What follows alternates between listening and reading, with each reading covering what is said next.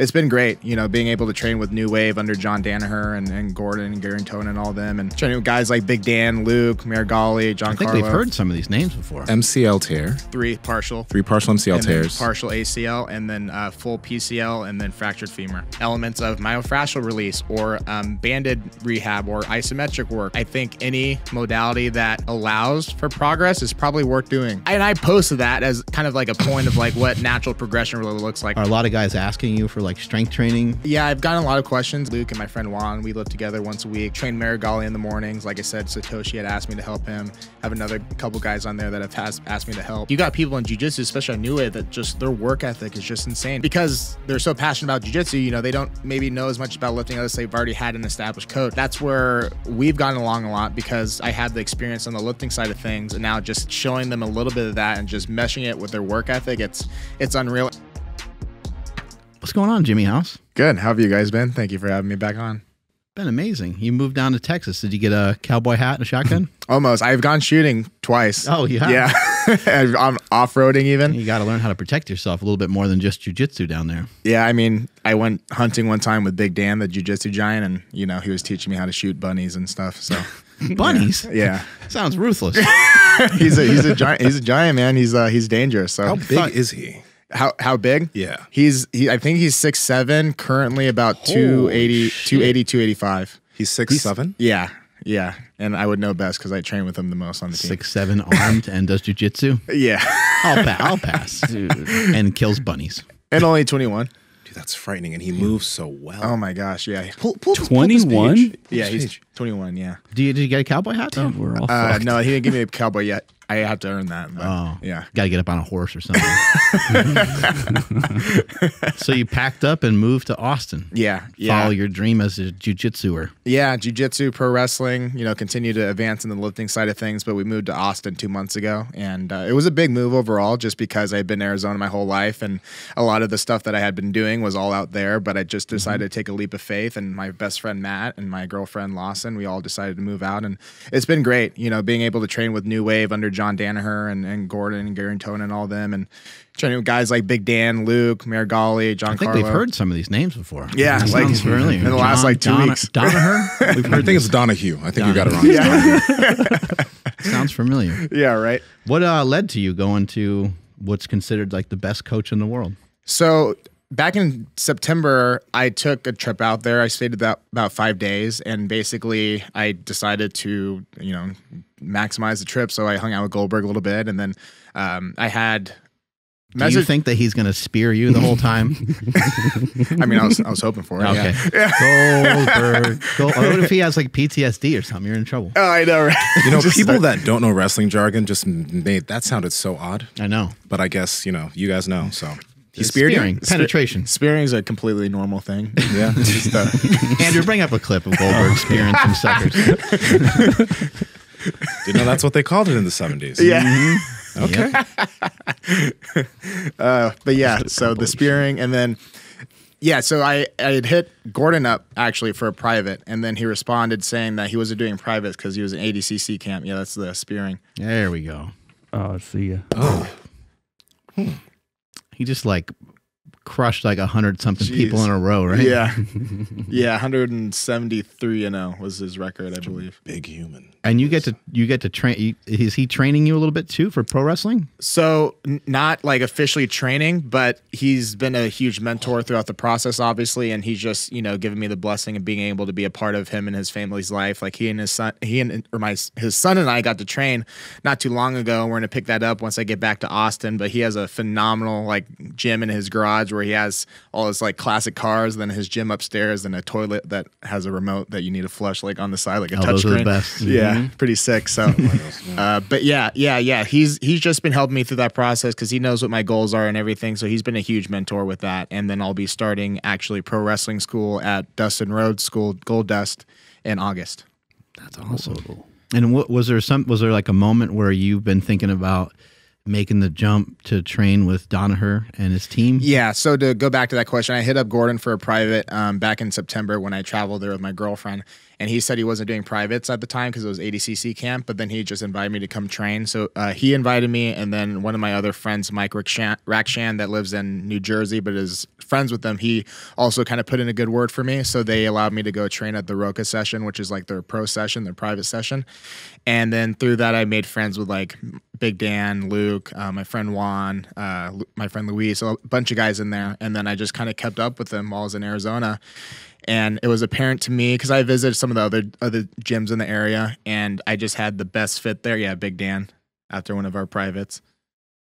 And I just loved the environment because before they even knew who I was, everybody was extremely welcoming and extremely helpful. And then they kind of learned about me afterwards. So like I really took that into account.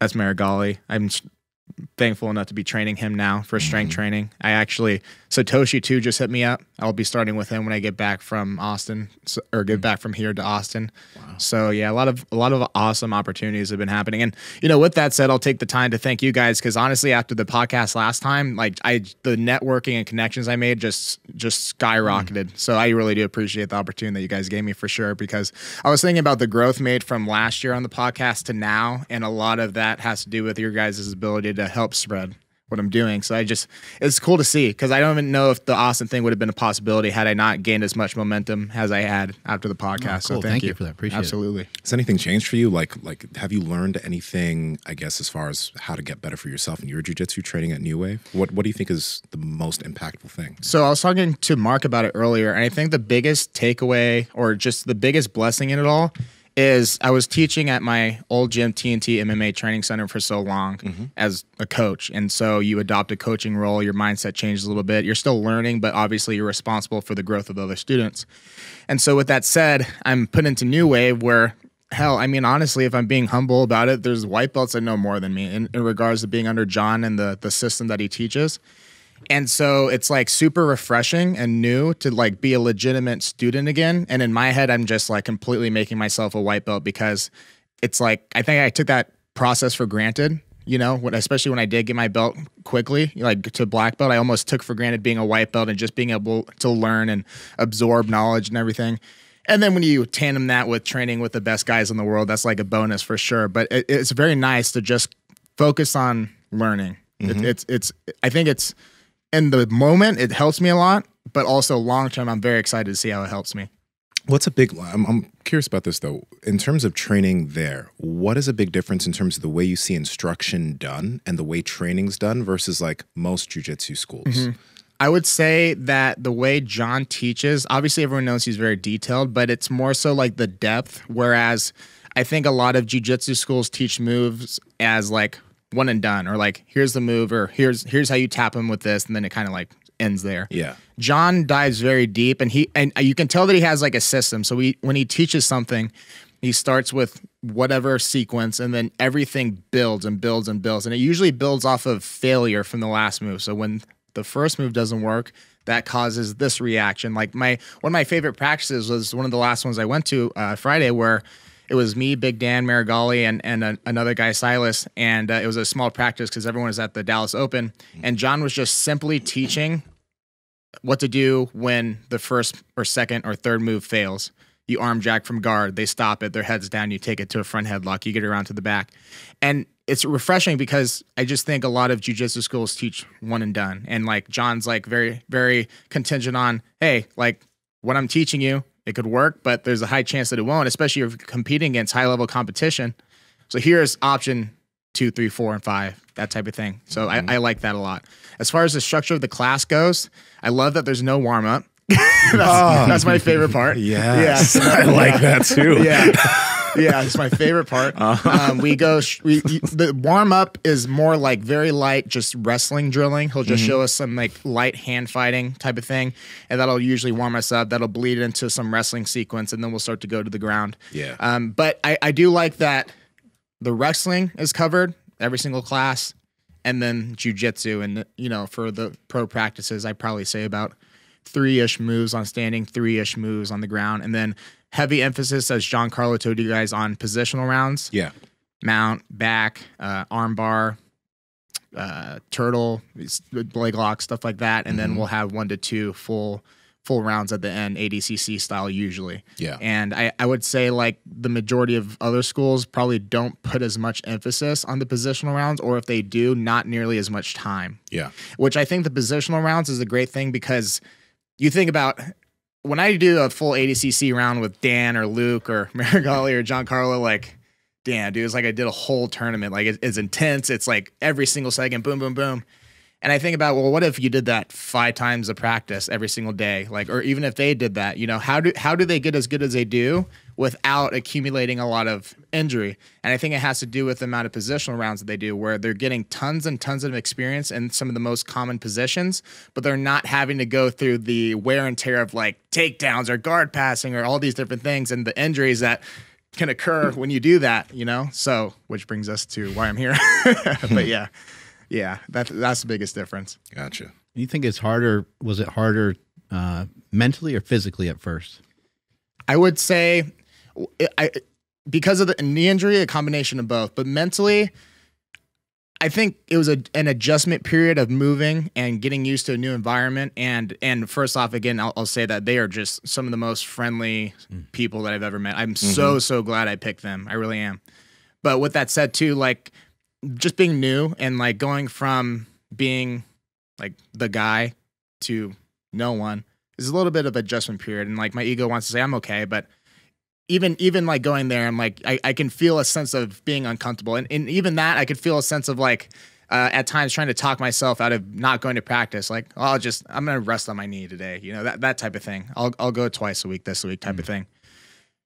I actually really credit Luke to getting me out of that hole, because one of my biggest problems at the beginning mentally was being new to the technique, being limited because of my leg, and then feeling like I just honestly just suck. And I feel like I'm taking away from the training of my training partner, or to where they would have to slow things down to let me kind of get in a position because of my knee. Maybe I shouldn't feel this way. I just don't really like being that guy. But Luke came back from South Africa, and we were partners that day, and for whatever reason, he really liked training with me. And then every single day after that was like almost damn near a private between him and I, where John would teach a move. He would go in very depth with me and explaining it and just making me feel very comfortable and very welcomed. And as my knee got better, my confidence grew. And I credit that a lot to like Luke and Big Dan actually for being so patient with me while my knee was healing. So yeah, it was awesome. So how did that knee thing happen? Like you kind of referred to that. Yeah. So we have the video on the Instagram, which we'll show in a minute. But I was training with one of my best friends, Austin Baker. This is the video. And yeah. Have you fallen like that before? Have you ended up in a position like that before? Or was that? No, that was the first by far. And he was in Nogi Worlds camp, and we had gone through the whole camp. It was like maybe the week before, and then like I always say this is whenever somebody says last round, I'm like, yeah, last round, and then something happens. The last 2 times I got hurt, that was the case, and so it was the last round of the day, and then we got up on the feet, and he honestly set up a trip like perfectly. Made my leg step heavy. I was only on that leg, and then he went for an outside trip, and instead of coming down towards my ankle, unfortunately came into my knee. And he's a little bit lighter than Big Dan, about 270. So it's a big boy coming into my knee. And so when he came into the side, that's where I believe I felt my PCL and ACL tear. And then when we landed, and both of us landed at the same time, where his body weight came down, that's where I think my MCL tore in 3 places, if I had to guess. And I think the fractured femur also happened at the very bottom too. So let's list that off. So MCL tear. 3 partial. 3 partial MCL and tears. Partial ACL, and then full PCL, and then fractured femur. Fuck. Yeah. Okay. All right. So how did you handle when were you actually, how long did it take you to actually get back on the mats, and what did your recovery look like? So thankfully, I was still able and allowed to teach my kids back at home at TNT. The owner, Scott Tannenbaum, allowed me to keep teaching. I'm very thankful for that. I usually would just have somebody show a move and I would explain it, but I was on the mats to some capacity. But right off the gate, obviously get checked out, and the guy feels my knee, and he's like, "Oh yeah, ACL, blah blah blah blah blah blah, surgery." I'm like, I was like, I expected this. You know, it wasn't like I had no idea what was going to happen, especially after watching your guys' stuff, after watching Ben Patrick's stuff. Like, I had a fair idea of how it was going to go. I was going to go to the doctor because I need to get the MRI. They're going to say I need surgery before the MRI even happens. I get the MRI. They kind of dicked around with me a little bit. I didn't get the MRI back for like 3-4 weeks. So my thought process during that whole time was I never really thought I was going to get surgery anyways. Yeah. I more so wanted the MRI just to see specifically what happened, just for the Instagram post, I guess. And so with that said, the whole time I just kept training as if, okay, I'm going to rehab this myself. We're going to see what I can do and build upon that. And then we're going to get back however long it takes. And that's where I accredit Ben Patrick, obviously, and then my coach Dawson, take the knees over toes principles and then apply them in a regress form, the same way that I was doing with a lot of my clients at the time, but I never actually had to apply regress versions to myself. So it was a very humbling experience, but it was also experience for me to experience a lot of trial and error because, you know, I take a client, be like, "Oh, your knee hurts, well, let's backwards walk, and then we'll sled walk, and then we'll add weight," and so on and so forth. But I was never actually in that position. So when it happened, I'm like, okay, well, I never experienced a knee injury like this to this capacity, but let's just start walking backwards. That's what Ben Patrick says to do, you know? And I'll also start off by saying my recovery in this does not make me a knee expert by any means. It just makes me experienced in the field of rehabbing myself and applying concepts that I learned through you guys and through Ben Patrick and through my coach and everything like that. So I started walking backwards on my brace. The first couple of days were pretty tough because I noticed that the muscles were compensating a lot.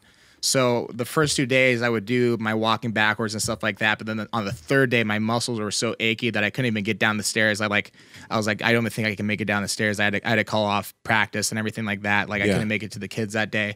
That was one of the things that concerned me a little bit. But then I noticed it started to get a little bit better as time went on. And so the backwards walking led into the weightless sled, and the sled built up to a 1,000-pound sled that I did at one gym in California. How long did that take? That one I think took maybe, I want to put it around the 2-month mark. Wow. But prior to that, on week 5, I had gone to CT's event, Iron Wars. I told CT I was going to be there before the knee injury happened. I was kind of concerned that I wasn't going to be able to make it, but I gave him my word. And, you know, CT has died a couple of times, so I figured I could probably suck it up and deadlift with my knee. So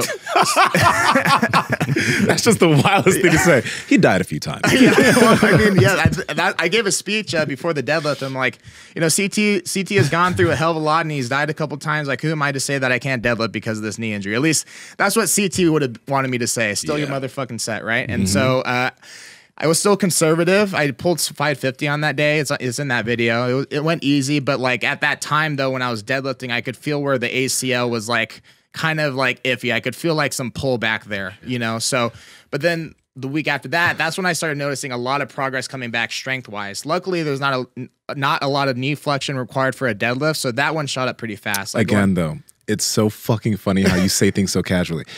You know, I just tore all my shit up 5 weeks in. I had to go light, so I pulled like 550, nothing much, and then boom. What the fuck?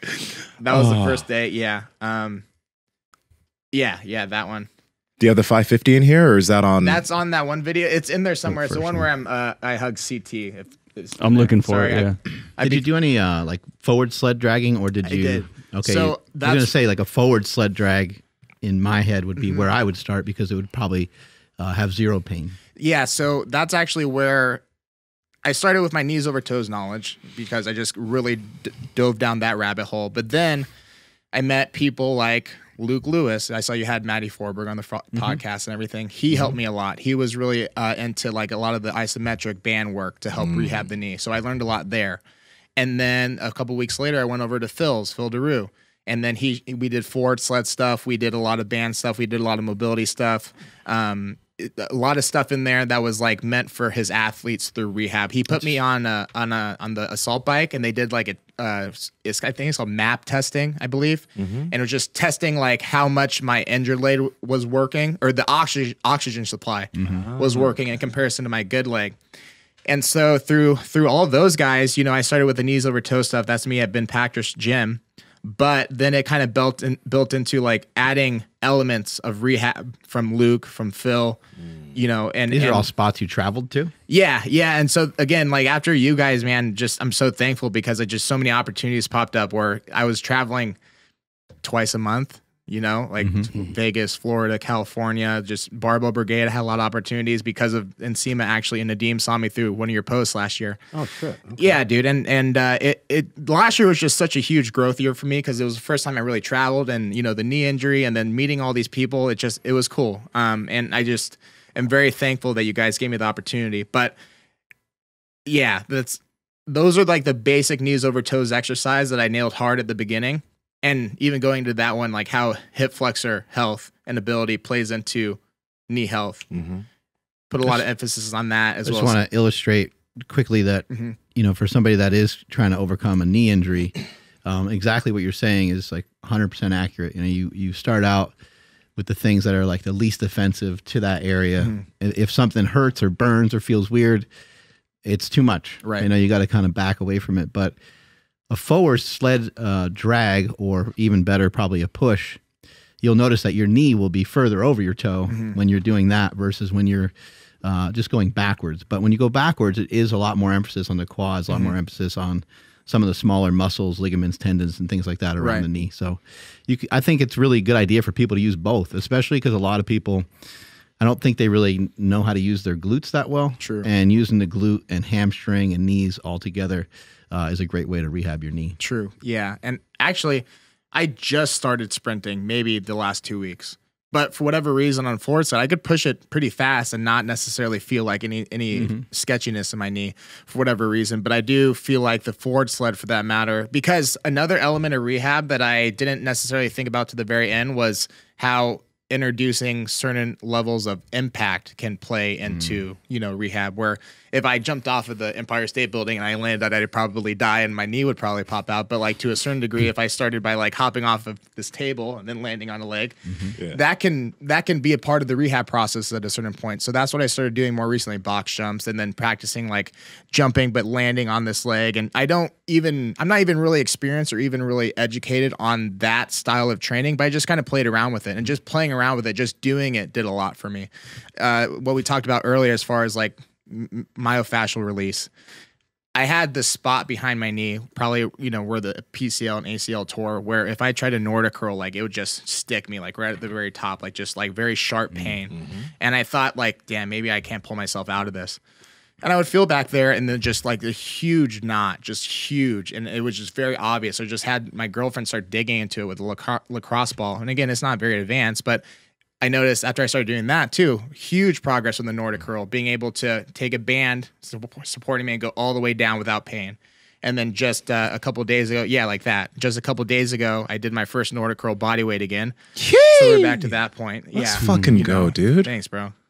I saw that you did the Nordic curl thing with George St. Pierre in the background. That How was it like meeting him? Dude, so I don't even know where to start with that one, because it's like I'm new, right? I'm like maybe like my second week there. I'm still kind of nervous, and I am getting to know people. And I walk in, I look to my left, GSP's. I'm like, oh shit.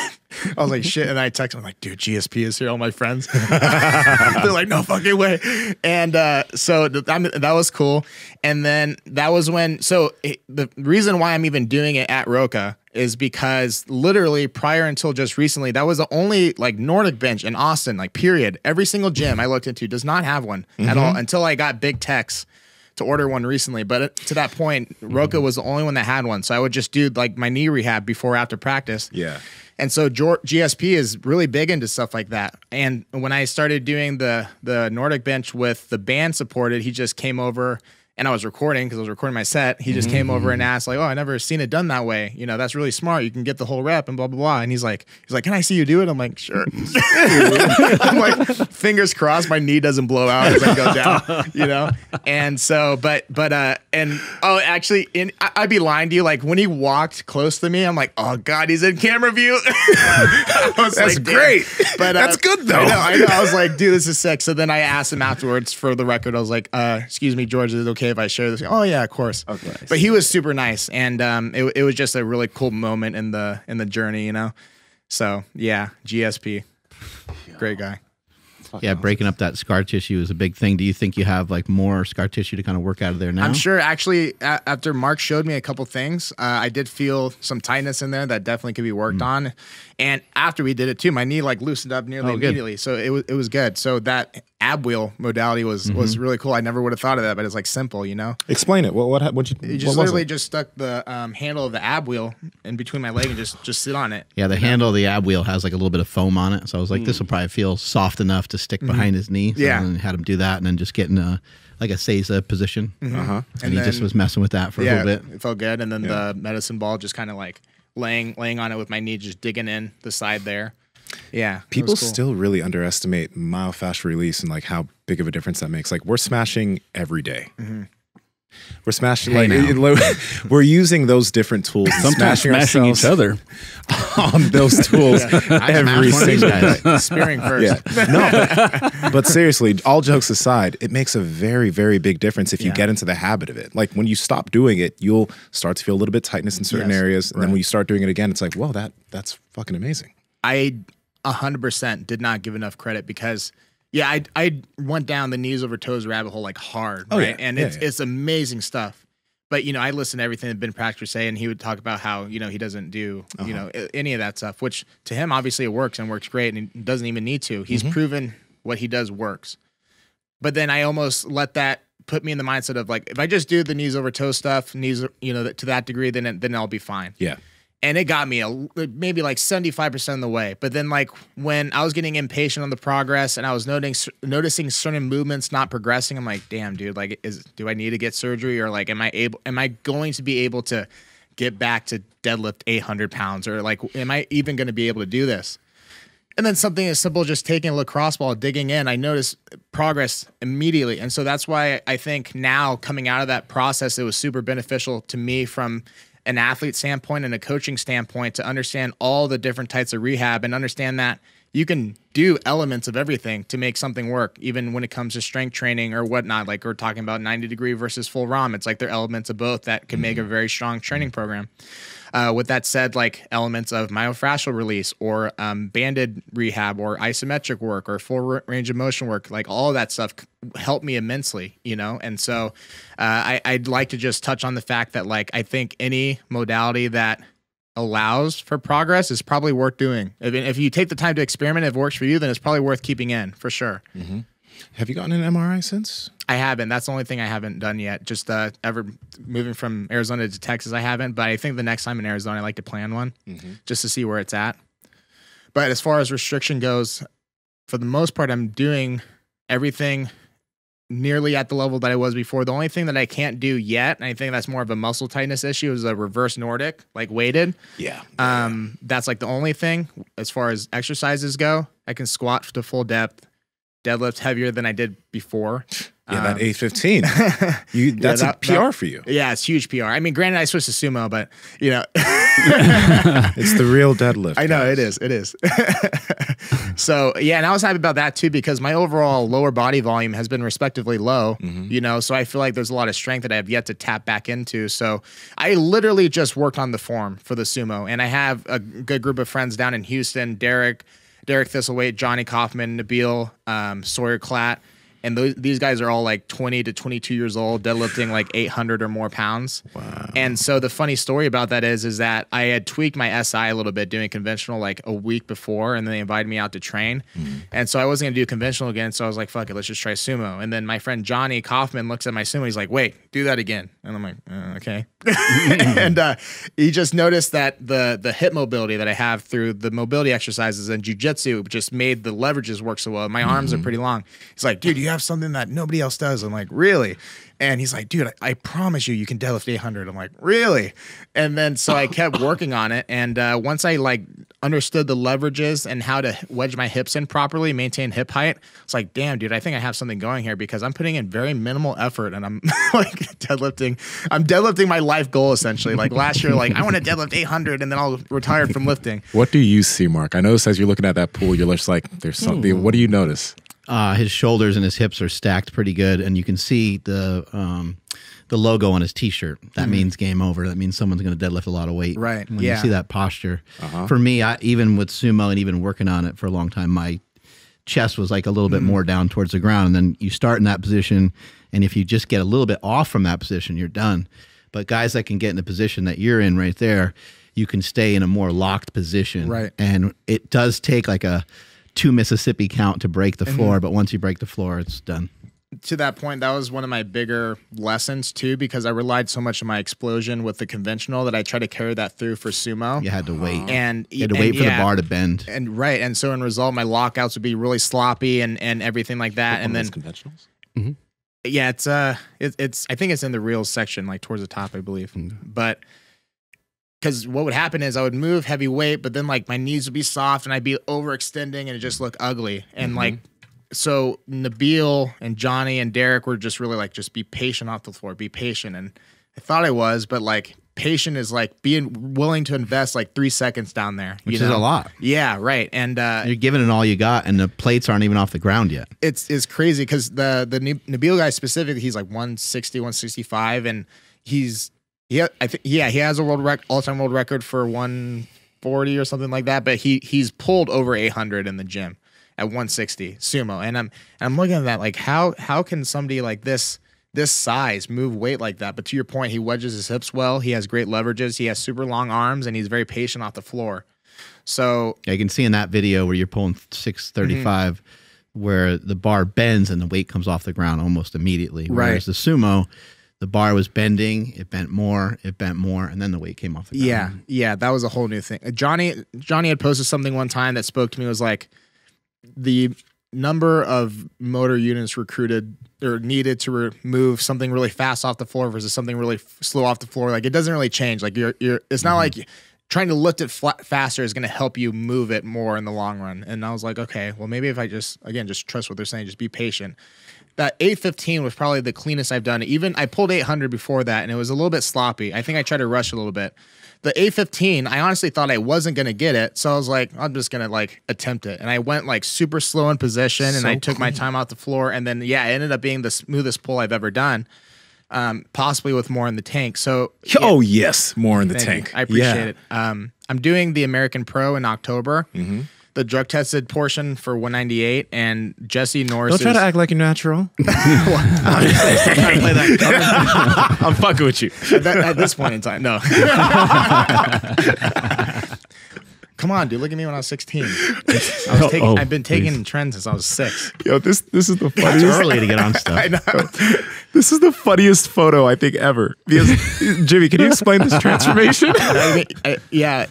It's actually funny. One of the comments you'll go down, somebody's like, so you added 16 pounds in 10 years? I'm like, that's what the math would suggest.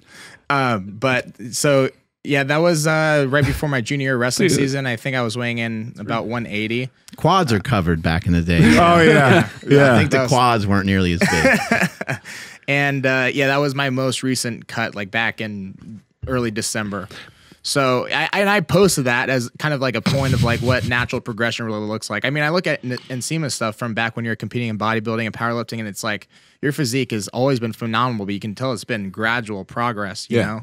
And so that one, like I'm rarely ever that lean, but when I am, I wanted to kind of show like the comparison, like 10 years, 16, maybe 15 pounds of lean muscle mass. So maybe a little over a pound a year, right? A pound and a half. You seem to get a bit of a neck though. Well, you like developed a neck, as in like you got longer. Got long. I actually stopped. I stopped working traps at 16. Yeah. When I was like a sophomore in high school, ego lifting at Gold's Gym, and I shrugged 600 for like a picture. Wait, seriously? Yes, seriously. Holy shit. And then after that, I'm like, I don't care anymore. It's like, yeah, I just stopped training them. And now your traps are just growing just because. Yeah, I guess so, because of the trend. But yeah, So I think like it's important to highlight stuff like that because like everyone wants to go for the most drastic transformation, and I understand that. But I also want to highlight like, hey, like, you know, for one, we talked about it before. I've been lifting since a little kid, like 5, right? So it's a lot of time to put on muscle mass. But now, shortly after I entered puberty, which 16, and then now being 26. I'm sorry. It's just laughing at me. you look like a grown ass man. Yeah, dog. I was gonna say I think the only difference is a haircut and a fucking beard. Yeah. That's a man right there. That was when Bieber was in, but thank you. I got Yeah. It just still didn't help me get girls though, fortunately. It's all right though. But yeah, so yeah, and I think, you know, some physique wise, like added some size to my legs and stuff, but chest more in particular. And yeah. I never even took a look at that photo because I thought I lost it, but I found it on my mom's Facebook because she's Asian. She posted on me all the time. Yeah. So yeah. So I was like, oh, perfect. I'll share this. But yeah. Your mom's like, look at my son. She calls me son love. Aw. It's a That's Filipino awesome. thing. It's good to have that support. Hi, Mom. Thanks. Is your last name truly House? Yeah. My dad's white guy. Yeah. House is like, I think, English, French, one of the two. Yeah. It's So just so fitting. It's like thank you. yeah, it's great. With your physique are a lot, especially being at this gym where there's maybe some people that have kind of been doing things the way they've been doing them and getting along just fine and kicking ass in jiu-jitsu. Are a lot of guys asking you for like strength training? Like, dude, what's your shit? Like, what are you doing? Because you're jacked. Thank you. Yeah. I've gotten a lot of questions, and I've been in a position now to be able to actually like help teach a lot of people. You know, I'm one of the people that kind of stay quiet at the beginning and earn my stripes. And I think when people started to get to know me and started to see what I do outside of the jiu-jitsu room, they started to become intrigued. You know, like Luke and my friend Juan, we live together once a week, train Marigali in the mornings. Like I said, Satoshi had asked me to help him. Have another couple guys on there that have asked me to help. Oliver asked me about mobility stuff. And yeah, what I come to realize is that like you got people in jiu-jitsu, especially on New Wave, that just their work ethic is just insane because they train 2 hard pro sessions every single day, except the weekends is once a day. And then they're still lifting. But because they're so passionate about jiu-jitsu, you know, they don't maybe know as much about lifting unless they've already had an established coach. And so that's where we've gotten along a lot because I have the experience on the lifting side of things, and now just showing them a little bit of that and just meshing it with their work ethic, it's unreal. And dude, Luke was going for, and he almost got it, like a 315 bench PR at his height, right? After 2 pro sessions at Roca. How tall is Luke Griffith? I think he's 6'4". I want to say 6'4", maybe 6'5". New Wave's got he's some pretty damn fucking tall. giants. Yeah, he's amazing, man. And I told him, I was like, dude, I promise you, like, if you just want to take a day off of jiu-jitsu and you come, I think you'll hit 315. Because even I, when I deadlifted, He's like, I ain't doing that. no, yeah, I'm not taking a day off. yeah, that's Luke, my friend Juan, and a couple of my other friends from Henzo's in Austin. Yeah, it's hard to, you know, especially when you're already when someone's already at such a high level, it's hard to listen to new information and be like, yeah, dude, just take a day off or take a session off. Right. Like not even a day. You'd Yeah. still go train in the morning or whatever, right? Yeah, man, their work ethic is unreal. But they're also, I would say, they're still pretty smart about how they It's a train. rock bottom, right? there. Yeah. By God. You're saying about their training? They're still pretty smart about how they train because I think John Carlo talked about it a little bit, but John isn't necessarily like the person that's like a drill sergeant making you do X, Y, and Z. Like, you better push harder, that type of thing. I think John's aura, he just in general has an expectation of work ethic and dedication and consistency, but it's kind of left up to the guys on whether or not they're rolling super hard on a given day or a given session type of thing. So from what I noticed, like I'll see some of them, like they'll go really hard with each other one day, and then other day they'll go with maybe a lower level person to work on positions or technique or whatever. So like even at their level, they're still implementing a sense of recovery to their best ability while still training twice a day. But yeah. Do you know what your testosterone levels are at? How about your estrogen? How about your prolactin? How about your cholesterol? If the answer is, I don't know what they're at, well, we've been talking about blood work for a long time now. That's why we partnered with Merrick Health, a company owned by Derek for More Plates, More Dates. Now, with Merrick, you can get yourself something called the Power Project Panel, which will give you 26 different labs that will help you understand what's going on underneath the hood.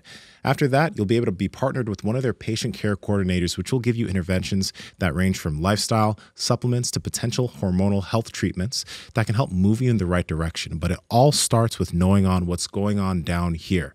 So get your blood work done. And Andrew, how can they get it? Yes, we have 2 options for you guys. Head over to merrickhealth.com/powerproject. That's MAREK health.com/powerproject. There you guys will see the Power Project panel that Nsima was just talking about. And at checkout, enter promo code PowerProject to save $101 off of that panel. Now, if you want to custom select your own panel, you guys can use promo code PowerProject10 to save 10% off all labs.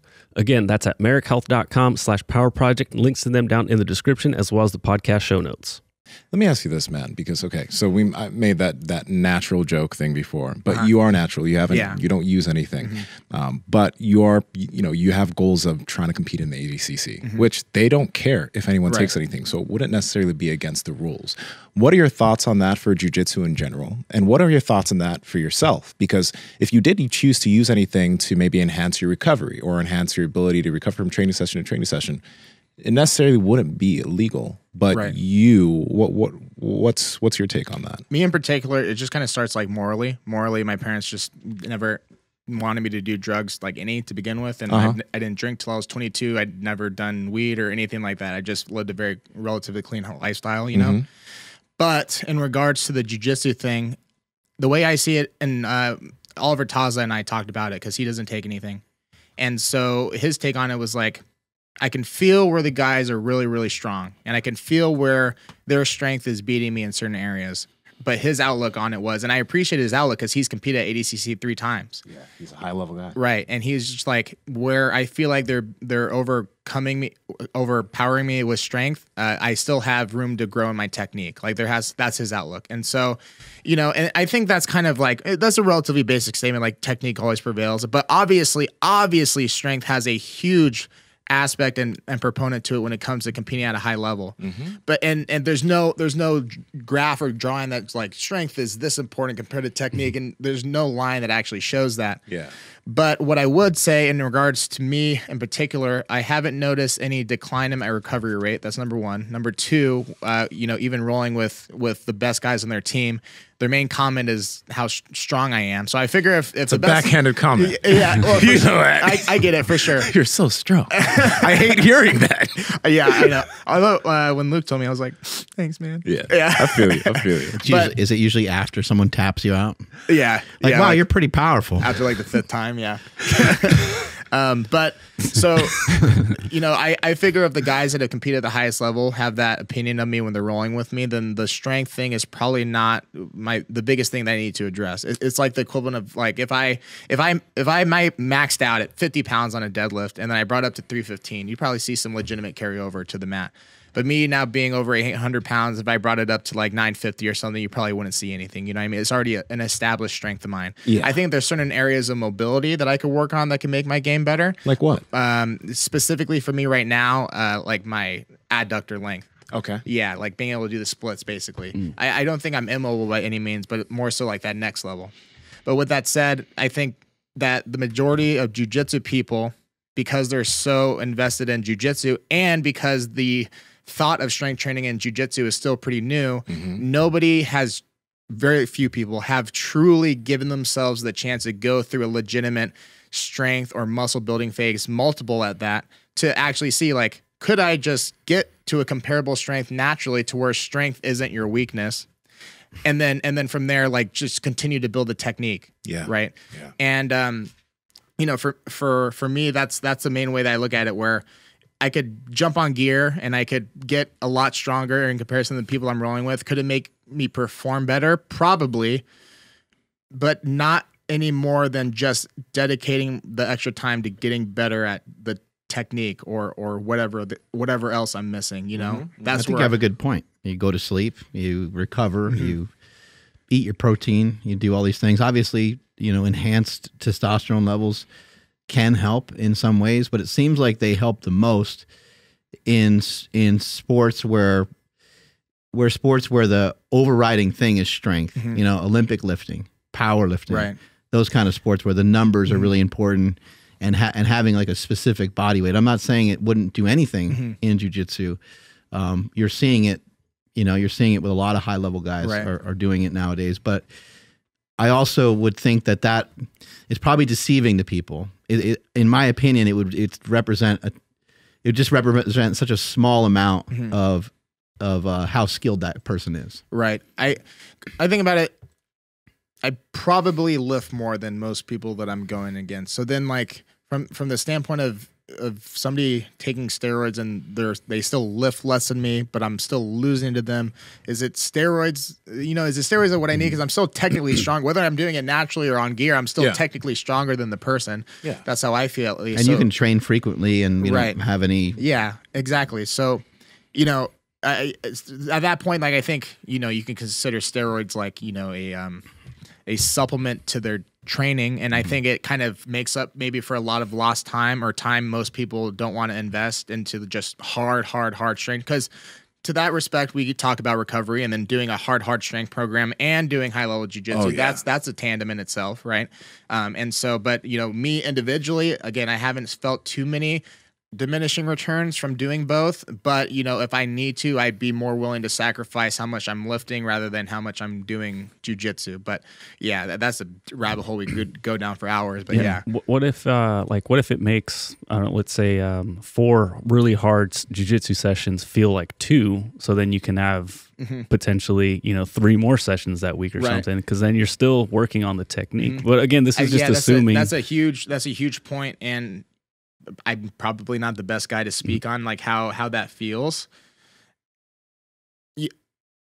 I guess like it's interesting to ponder because that's probably, if anything, over the strength, that's probably the best point you can make. If somebody feels like it allows them to train more, work on their skills, adapt new techniques, and that's probably the best benefit to steroid uses in jiu-jitsu is maybe that factor alone, because the strength in itself, obviously, as we know, is subjective. But I guess that's when it comes down to the individual is like, do you feel like you can't recover? And I haven't hit that point yet, thankfully. I think a lot of it has to do with the time invested in my earlier years, lifting, building durability, and as well as like the mobility stuff more recently. What's your take on it? On PED use and jiu-jitsu? Like just being able to recover faster? I think that depends on like the type of sessions that you're doing. So like, when you're training jiu-jitsu, there are days that you could do just specific training. Like you mentioned, not doing all the takedowns, being careful, not trying to like working more on technique rather than the exertion you have on rolls. You can still get a very effective training session in with jiu-jitsu while not fatiguing yourself so much that you can't have a strength training day. And the thing is like, it also depends on where the athlete's starting. You have been lifting since you were fucking 5, right? So you have this base of strength training knowledge that when you go into the gym and you have a decent strength training session, it doesn't fatigue you as much as it would a grappler who hasn't really strength trained much.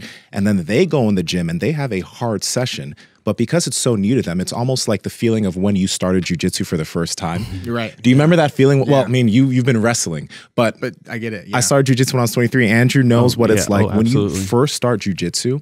The level of fatigue you feel in your body and the soreness because of the new stimulus isn't something that you could do 5 days a week. But me and you, we can have 5, 6, we can train every day in the gym, and we're smart enough to have an effective session without it affecting everything else we do. Whereas most jiu-jitsu guys don't have that strength training knowledge to go into the gym and train in a way that's effective, but doesn't fatigue them so much that they can't go to the mat. So then they think, oh, I'm just going to focus on jiu-jitsu rather than this whole gym thing. Whereas if they did take a little bit more time to have a good structured training program in the gym while also being smart with their jiu-jitsu sessions, they could do both pretty well at the same time. Yeah, I agree. And my experience, especially with a lot of my online clients when they start out with me, especially if they are jiu-jitsu athletes, when it's starting at lighter weight or lower volume, they either question it or it's not hard enough. One of the questions that I like is, "Hey man, this is supposed to make me stronger, right?" I'm like, "Yeah." it's like no, but yeah. So, but to that point, it's I found at all levels really. You have people that want to work hard, and that's a great like foundation to have. But then that could also be taken too far when I have to constantly remind these people the weightlifting is purely supplemental to jiu-jitsu. Like you're not lifting to lift more or compete. And we have to draw that fine line. And a lot of, I think, jiu-jitsu guys, if they're coming in without a coach or without an experienced coach, come in and train as if they're trying to do a lifting competition where it's just so misguided, where you don't need a whole lot to have the stimulus to carry over week after week and make progress, whether it's building muscle or building strength or whatever the case may be. And neither you or I know where that fine line is, but we have a pretty decent idea through all the experience and what we know. And I think that's why it's important, if you are a jiu-jitsu guy and you do want to take strength training seriously, to invest in somebody that knows what they're doing, because they're going to be able to have a bird's eye view over where that fine line is much better than somebody's coming in off the streets would. Yeah. If we can agree that like an 815 deadlift is more than adequate for jiu-jitsu, then why bother deadlifting? Like, why not just not deadlift for a while? Right, exactly. And so that purely goes down to me just still having some powerlifting aspirations. You know, the American Pro is in October, so I'm kind of like And maybe mentally too. Like, it's just that's what you love to do. Yeah, I just love to do. Yeah, it's something that I'm passionate about. When I saw that the 815 at 198 drug tested was close to Jesse Norris's, and granted, Jesse did it on a stiff bar and conventional, but with that said, it's close to that all-time world record. So I said, figure why not? Yeah, give it a shot. You know, so I've been pushing that more seriously lately. Otherwise, I've gone in stints of liking deadlift and then not caring, or liking strict curl and then not caring, but more consistently since I'm leading into the bigger event, yeah, I've been taking it a little bit more seriously than normal. Are there some things you avoid that might beat you up? Like you're mentioning, you might play a certain way in jiu-jitsu to avoid injury. Do you do the same thing in the gym? Yeah, that's when I've been. Now after switching to sumo, I've been noticing some of my SI issues don't act up nearly as much. So like from the conventional and like even from like some low bar stuff. So for me, I think being able to switch between squat variations, like you were talking about in our training, has been very helpful. Whether I'm switching from a high bar to a front squat to SSB and then to a low bar. Sometimes the low bar can make it act up a little bit if my hips are tighter that day. So having variation in that helps. Then I also found that just more recently lowering my frequency obviously hasn't taken a strength hit, but it's allowed my mind to recover a little bit more. Just like going from training with the best team in the world and then trying to being one of the best deadlifters in the world, I guess it's more stress than what I gave it credit for. So like separating the two a little bit better has helped a lot. A lot of stress of just being new. A lot of stress of just being nervous. Like, I don't know what's going on today. And just you're probably kind of scared in a way. I'd imagine your heart rate's probably just up. Right? Similar to competition feeling almost, but like you're going into practice type of thing. You know? Probably before you get out of your car, you go, oh yeah, 100%. Like here we go. Grab my shit and go in there. 100%. Yeah, I used to always lift before jiu-jitsu back home in Arizona because I was really comfortable. More recently, I've been having them separate, or I'll be lifting after jiu-jitsu just because I need the energy. Yeah, I'm just thinking to myself, like, am I really about to just make myself like? There's worse? Some monsters inside that place. I'm not going to go lift. Yeah, seriously. I mean, like, especially like when I'm doing mount rounds with Big Dan and whatnot. I'm like, am I really gonna like decrease my strength more than what it is to go? You know, I want to be able to defend the 20 smother chokes I'm about to have to deal with for the next hour. What is it like being the small fish though? Like, because I'm assuming at your gym in Arizona, you were probably the best, if not one of the best guys in the room at any given time, right? Yeah, I would say so. So what's it like now being, well, the small fish?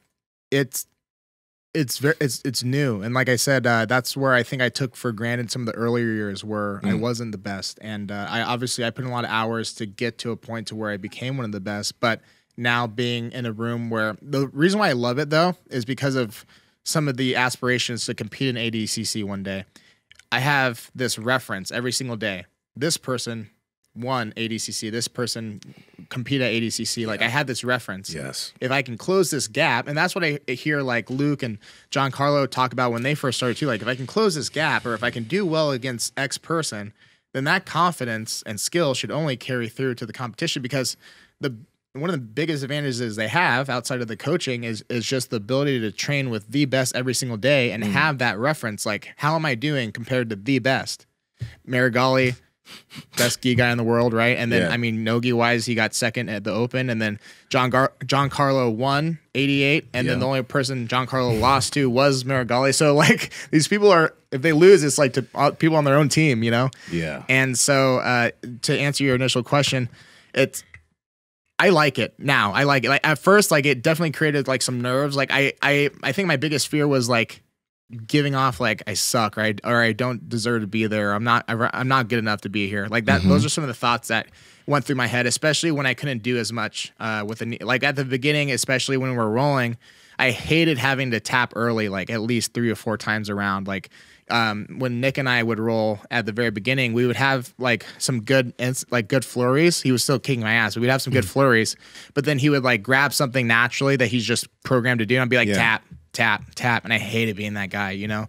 And you know, I felt like, damn, I got a nice invite to be here. But like, you know, I know there's people at Henzo's that are just putting in hours day in and day out to earn the invite to get there one day. And I almost felt like guilty on some days. Like, do I deserve to be here? But now the knee's better and I'm making progress. I'm getting to know the guys. I feel much better past that. But to now being the small fish or being one of the worst guys and of anyone there, even the girls too. The girls are just killer. Helena, what's her name? Helena Cravar. I think her Instagram's Helena Jiu-Jitsu Girl. She's like 16 and she's wrecking every competition she goes into. Her mom just brings her to practice because she can't drive, and her mom just hangs out while she practices. And yeah, man, it's cool. She doesn't say much. She's just really quiet, like focused. But yeah, it's cool. You know. I have another question for you. Now, do you think what are your thoughts now on like belt levels? You know what I mean? Because like there's black belts, and then there's I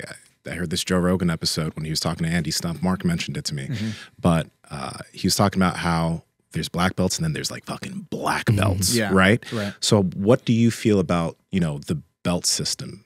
I mean, it still has a place, but what are your thoughts on it? My thoughts now is that the belt means exactly what it means to the individual, and without sounding like rude, not much past that, in the sense that like your belt level should be appreciated. You should be proud of it. You should acknowledge the work it took to get there, but it's representative of the individual. Because to your point, especially now with Nicky Rod or J Rod or Big Dan just got his purple belt. Like dude, come on. Like, you know what I mean? Like, and I'm paying Dan for privates and everything, and I'm a black belt from Arizona. It's like, I don't care. And if I go into a room like New Wave, I'm like, I'm a black belt. I'm like, dude, like go like I would tell myself, go fuck yourself. Like, dude, like just chill, like it.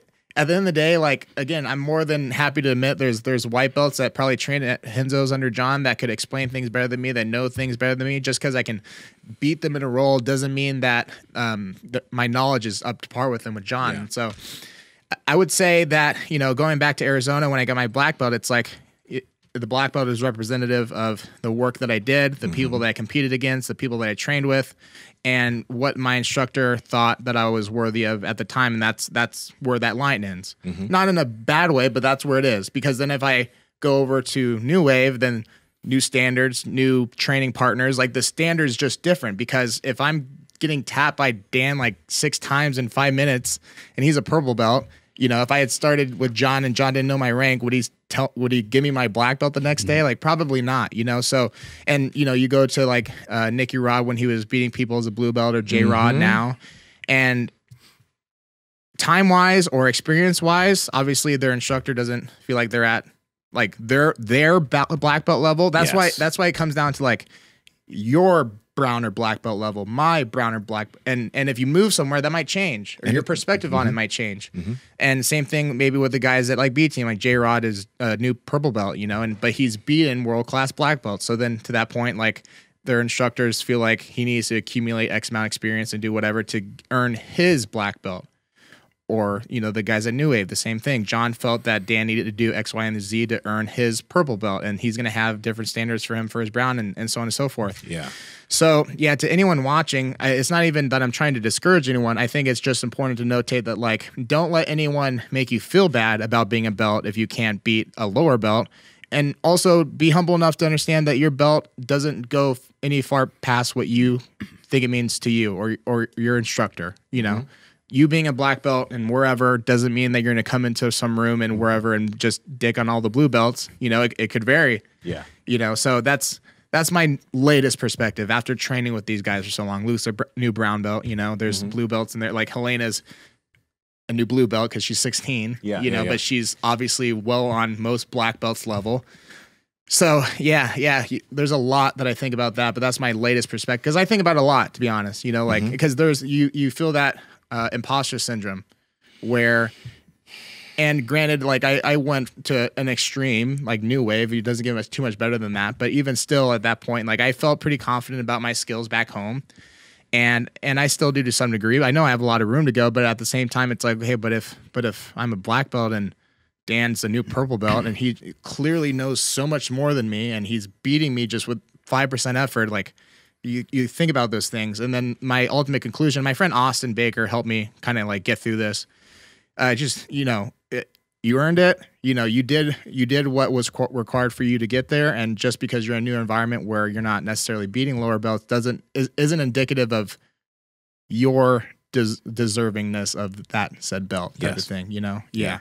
Yeah, there's so many different levels. I remember a good friend, Bobby Lashley, who was a like 4-time national champion wrestler. And when he went and tried out for Olympic trials for wrestling, he would hear a lot of guys say like, "Yeah, I'm All-American, I'm All-American." And they just used to say, "Yeah, I'm really proud of you." Right. That's what they would tell each other. Really? Like, yeah, great. Right. Cool. Okay. So is everybody else, and then now you have to try to figure out, how to keep up with the pack. I've heard a lot of stories like this over the years. I remember hearing a story about Jack Nicholson in the movie A Few Good Men. He went and did like a rehearsal, and Tom Cruise went to the rehearsal as well, and everybody else was there. And like sometimes people know their lines, and sometimes people kind of don't, and they it's just a practice, you know. But Jack Nicholson went there and just crushed everybody and did his role and was in character.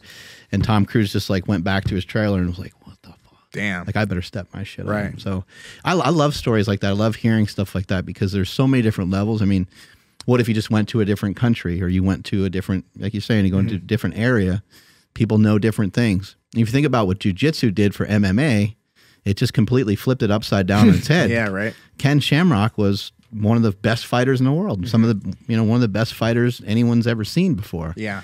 And then when he met Hoist Gracie, he was like, I don't even really know what that was. Right. Like afterwards, that's kind of what he said. He's like, I don't understand what jiu-jitsu is, but he's like, I better learn it. And that's the position that you get in. It's like, you better learn and adapt. Otherwise, you're going to get your ass kicked. Yeah, totally. I've experienced, so let's bring it down to more so a hobbyist level. I feel like a lot of people experience this when they get a belt at their gym and then they go to open mat, or they travel and they go to a different gym and then they get crushed or whatever by a blue belt, or the blue belt knows more because their instructor likes to teach certain things that the other one doesn't, that type of thing. And they go through that feeling of, imposter syndrome. And, I think at that point, instead of being regretful of your belt or questioning your belt, just more so just, okay, well, this is the blue belt standard of this school. I would like to be a blue belt standard at every single school. So with that said, like, let's learn from these people, or let's ask what they're doing. And then so that just makes you better over time. I think there's a lot of fear of, like, especially, and I'll talk about it a bit.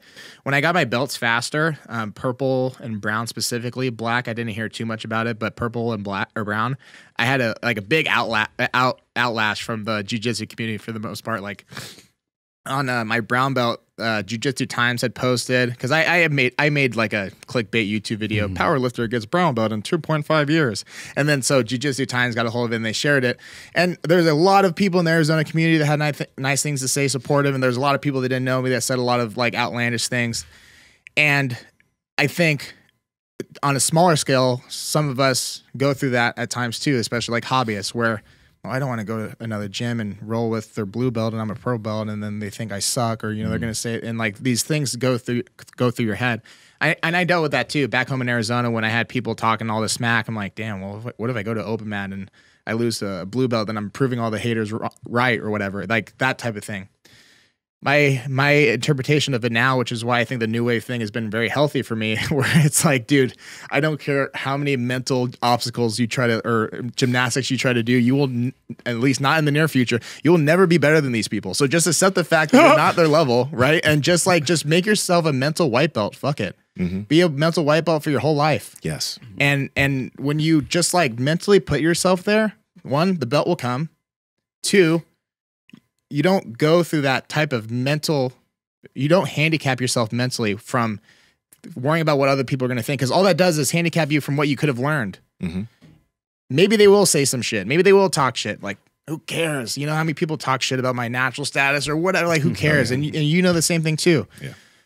But if you cared as much as what people think you should about what people say, where would you be, or where would I be? Where would any of us be? Where Mark be if he cared about everything that people said negative about him? That's some of the growth that I've come through that last year or so. It's just like, I understand and I'm confident in who I am, my skill. I understand what my weaknesses are and I'm working on it. What anyone else has to say about it just doesn't matter as much anymore. Power Project family, we talk about beef and meat all the time on the podcast. That's why we've partnered with Certified Piedmontese Beef. But did you know this? That 85% of all grass-fed, grass-finished beef in the United States is imported from other countries? 85%. Damn. But Certified Piedmontese is made in the U.S. of A. America. America. Fuck yeah. So go out and get some of the best tasting, some of the leanest, some of the best beef from Piedmontese. Andrew, how can they get it? Absolutely.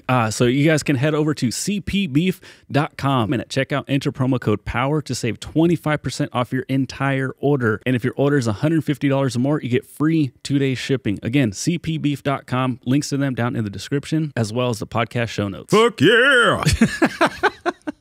That's a big deal, though, because it takes a lot. Like, you moving to New Wave is a big deal because, like, to go from, yeah, everyone sees me as this, to now going into a environment where you are not close. Well, you know, you're going to improve, but you're not the best in the room, right? And everybody knows it, right? It takes a lot to put yourself in that situation because when you do progress to a point where maybe you're beating everyone around you, that feels good. You feel like you're really good. And you might be really good, but you're really good in the environment you're currently in. And if you want to get better, you have to find an environment where you can get some fucking sharks. Totally. And you can be the little fucking goldfish. Yeah. You know what I mean? Yeah, literally. One of the things I've tried to live by more recently is look for an opportunity to get your ass kicked every single day. Yeah. Back when I was home in Arizona, that's why I trained with Austin so much. And fuck the knee injury. I don't regret a single second of it, you know, because he helped make me so good. I've competed against him 3 times. He's beat me every single time.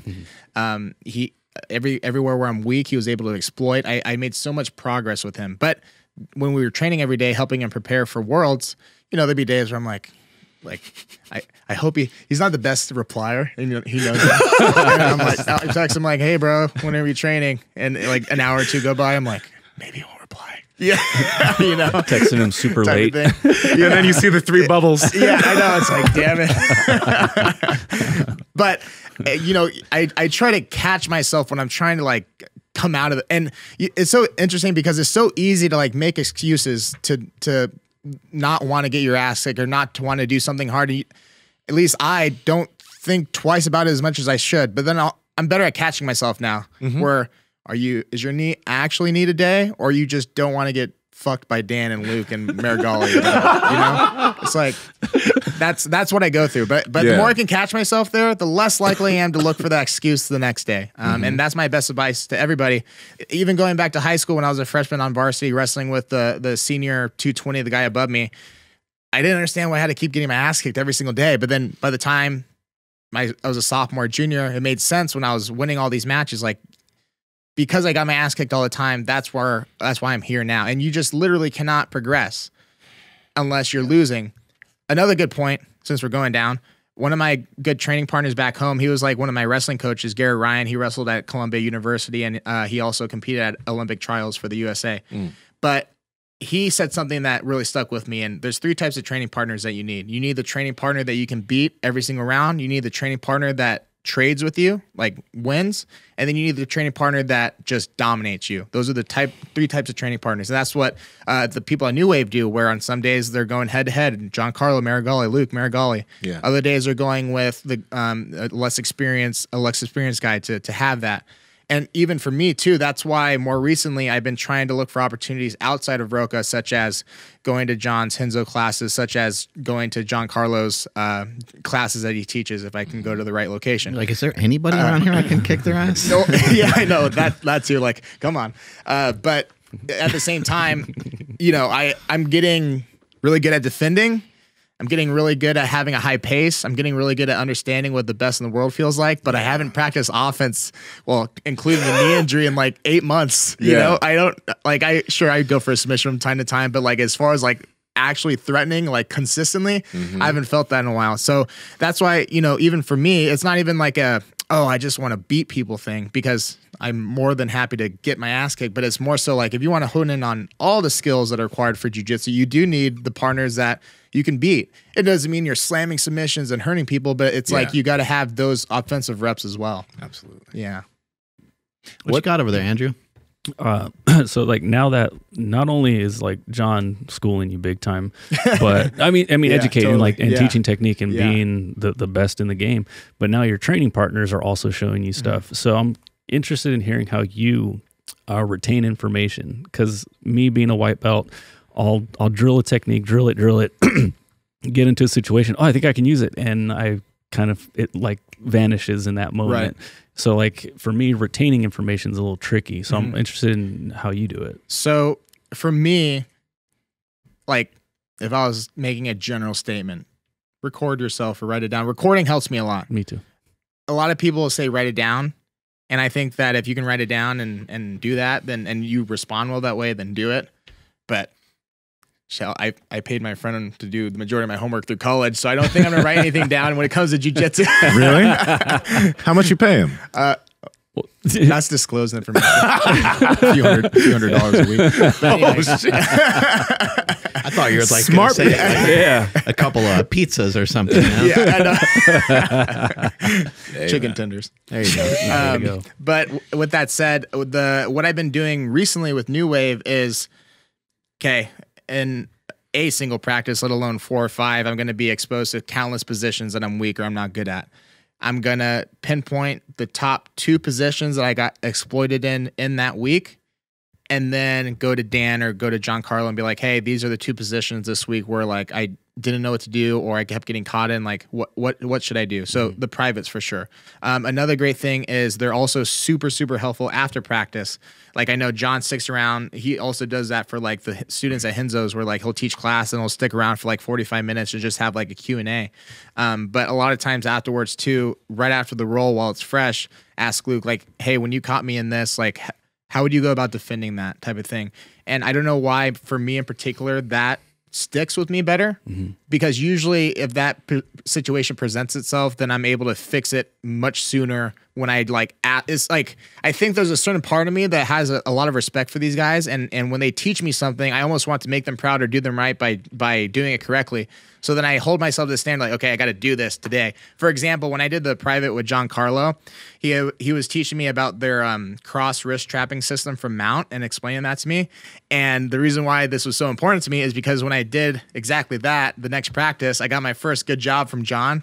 Fucking shit myself, dude. The poor guy underneath me, I felt so bad. I was like, oh shit, dude, that's awesome. So I went up to John Carl, like, hey, dude, like the thing you showed me, like, worked to a T. And John told me good job for the first time, and I was stoked. So I just thank you. But yeah, that's what I do. So I pay people for their time, or I ask them after practice, and I appreciate them taking the time to help me, and I just want to pay them back in the sense of actually making what they show me work. And that's what I did even as like a white belt, you know, just trust who you're under, trust the coach you're with, and put faith into what you're learning, and just let the fruits of your labor come after that. And now applying that same concept at New Wave, it's been working well. I still think there's so much more that obviously I need to learn. Like some of the things, like even going down to the Japanese terminology, I'm still lacking. Lagging on that side, you know, because we didn't really use that too much back home. Yeah.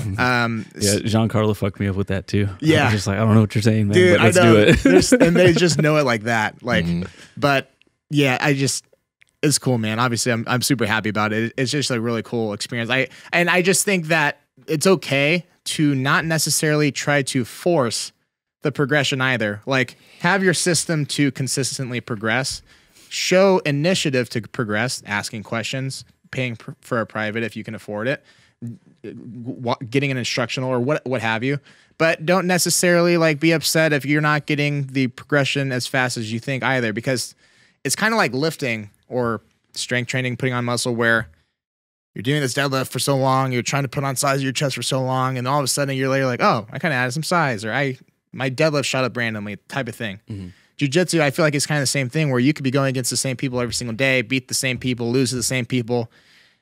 Maybe you go to open mat or your competition, you're like, oh, I couldn't do that before. But it's hard to reference sometimes if you're always going against your teammates, and until you get a reference of somebody outside of that, you may not even be realizing how fast you're actually progressing. So makes sense. And then how about like for both of you, I want to hear from you too, Nsima, because I'm going to be bugging you about this anyways afterwards, but working on holes in your game. So like going into this competition, you know, I was used to being on my back, but I got a lot of advice of like, hey, if you can get on top and stay on top, there's a really good chance you're going to win. So I instantly switched my game to, okay, how can I start passing people's guard? How can I be more on the aggressive side? And then like a week or two before, I was on my back and I just had like this deer in the headlights like situation where I'm like, holy shit, I don't know what to do here. I kind of reference like, oh, when you're working on your bench, then all of a sudden your deadlift goes down, right? Right. You can't bring them all up at the same time. So how do you guys fill in like holes of your game without regressing too much somewhere else? So that way you just kind of like opened up another hole where you thought you were actually doing fine. Right. I think that's a good question. I think at a certain point you start to understand your style. And naturally, things just start to progress faster than others because you start to put a lot of time in the areas where you're the strongest or the situations that you find yourself in the most. But the way I've described it to students in the past, and that's why just consistency and time prevails above everything, is because like somebody starts at this baseline where every skill is like this, and then maybe their school teaches mount for a month and they raise mount like this, but everything else is still down here. You could continue progressing with mount, but then you don't know anything else. So then I just say like give 4-6 weeks on focusing on a specific skill that covers a lot. Mount covers a lot. Guard passing covers a lot. Back control covers a lot because there's a lot of moves within that you can learn. So while you're progressing that given position or skill, you're learning a hell of a lot. We're hopefully retaining the majority of that, and then you move on to the next thing, and then you just go through this rotation. Like if you were to do it strategically like that, that's what I would suggest. Because naturally at points you're just going to notice things drop. But you raise it up, and then you raise it up, and now your strength was a little bit more of your weakness. You raise it up again. That's how I think about it when it comes to the building blocks of jiu-jitsu. But that just, again, is allocated through the time that you give yourself and then the consistency that you have week to week. And specifically being a white belt and starting new, everything's a hole for you. Honestly, when I was a white belt, I had I had a strength of being strong, and maybe if like I got on top of somebody, right, I could use my strength to barrel, but that wasn't going to be a long-term fix, right? So it's trying to focus on something that's going to pay good dividends in terms of understanding of like over time. So for you, learning some specific guards, something that, I talked to you about this, but like learning a guard that can funnel into a lot of other guards, and it's pretty simple, like a collar sleeve and a few open guard concepts. Because if you can learn collar sleeve, then there's a bunch of other guards that can weave into that. But the collar sleeve is a very simple open guard that a white belt can learn and do something with. And then along with like learning something there, you want to maybe do more specific type of training. So instead of your sparring rounds being, okay, I'm just going to spar with you and we're going to go until somebody taps, maybe have it where, okay, I want to start underneath on side control on you. Or actually you being the white belt, if you want to work on more offensive thing, you can tell your upper belt partner, like, can I start in side control? And can we work from here? And then if you escape, we restart. Do more specific training so you put yourself in those situations more, because if you don't and you're just rolling, you're going to end up being in the same exact positions all the time with the same training partners because they do all of the same things, and you'll never put yourself in a bad situation. That's why personally for me, I do a lot of specific training in bad spots where I'll start with my training partner on top of me in side control, or they'll have my back, or they'll be mounted on me, because typically they're not going to get there on me anyway. And if I never work that, when I go to competition and if I end up in that type of situation, I'm going to be like a deer in headlights. Right. Yeah. How about, so like, again, being so new, like, I guess I'm kind of trying to mold a game, but do you guys think it's a good idea to like, because like, so right now I really love working in headquarters. I get to that position and I feel pretty comfortable, but being so new, should I keep hammering down on that same path, or should I try to maybe progress in other, like, I don't know, different style for like a little bit and then go back and forth, or just keep trying to go down this one path until, I don't know, I start tapping people, put it that way. Because like right now I'm not doing that in practice. So does that make sense? And you get what I'm saying? Like trying to, I guess, progress in multiple areas at once, or just focus on this one game for now. So I'm going to look at your specific situation. You're 175, 180 pounds? 180 pounds, you're white belt. You have a lot of upper belt training partners who know more than you and who are going to be putting you in a lot of bad positions. So naturally, you're going to be learning how to escape things a lot right now. But I do think over time, you're going to get the biggest bang for your buck by learning some open guard concepts on your back, because you are strong. You get that comment a lot from people. You're strong, right? So headquarters position is going to feel comfortable for you. Why? Because you're a strong guy and you like being on top. Pause. But being on your back is going to be the most uncomfortable thing for you, because Well, when you're there, you kind of a deer in headlights. You have no options. And what happened at the competition? Take that, like it happened at my first white belt competition too. When actually my first blue belt worlds, right? Every single ultra heavyweight wanted to play on top. Every single person wanted to play a takedown game. And then I lost my first match by points because no one knew a fucking guard. So then what was my option? I was like, okay, I'm going to go back. I'm going to learn how to play guard. I'm going to learn some open guard concepts so that I can be the big guy that pulls guard and has all the options from the bottom to sweep and submit. Second worlds I went to, I got second because I started playing guard. No big guy expected me to pull guard because big guys don't pull guard, right? That gave me all the options to be able to fuck them up. And for you, you're going to learn a lot if you actually learn how to play little guy jujitsu. Playing on your back, learning a specific guard, being comfortable there. Because when people can't pass your guard, they get frustrated. Because most people don't like to, especially big, strong guys, don't like to focus on that. So now you're the big, strong guy that has a guard. Now you're dangerous. So that's why I think like it's a frustrating lane to go down. But everyone that you said is talking to you about competitions like, oh yeah, just try to get a takedown and stay on top. That's the big guy game. And every guy is thinking about doing the same thing. Yeah. And then looking back, nobody in my division pulled guard. Nobody. And I was like, shit. Really? Yeah. And in my first match, in my head, I was like, dude, I feel like I should be pulling guard right here. I was like, but no, the game, because, again, first comp. So I had my one game plan, which was take down and stay on top to simplify it. And I was like, I should have had a plan B. Like, because, the guy sniffed out my single leg really quickly.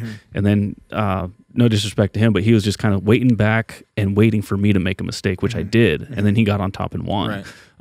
But had I just, I should have just pulled guard. And I'm not really like beating myself up at it, but I am in regards to like just being more open and progressing my game, So that makes a lot of freaking sense. And yeah, I'm going to start working on my guard game like for the next couple months because it might be coming up in 2 months for August for me to compete again. Let's go. Yeah. Okay, good shit. Yeah. Hell yeah, that's awesome, man. Yeah. I'm happy for you. How about you? What do you think about?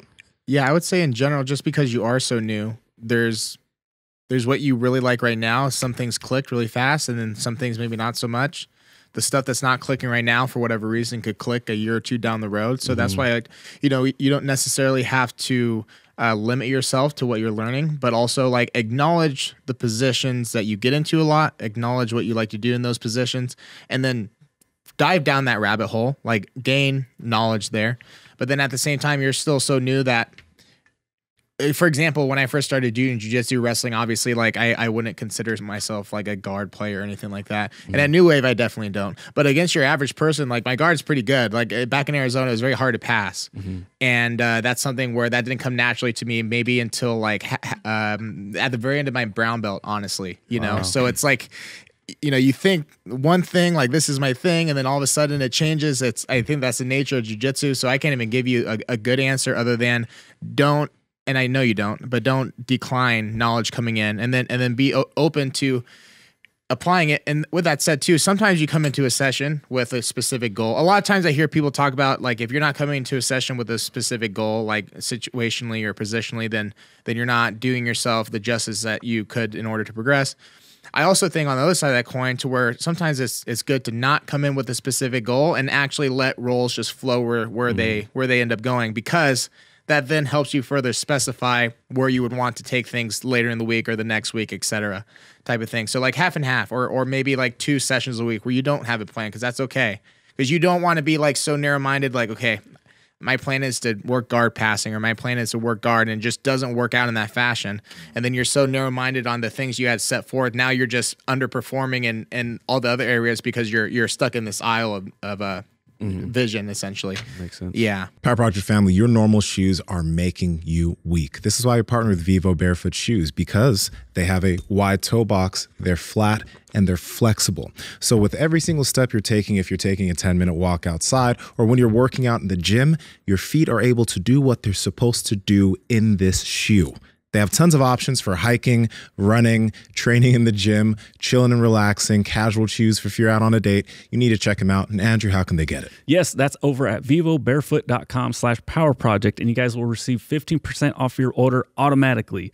Again, vivobarefoot.com/powerproject. Links to them down in the description, as well as the podcast show notes. Let me ask you this, Jimmy. being able to you coached Nicholas Marigalian with some strength training recently, and he's the self-proclaimed, and many people look at him as being the best gi grappler in the world.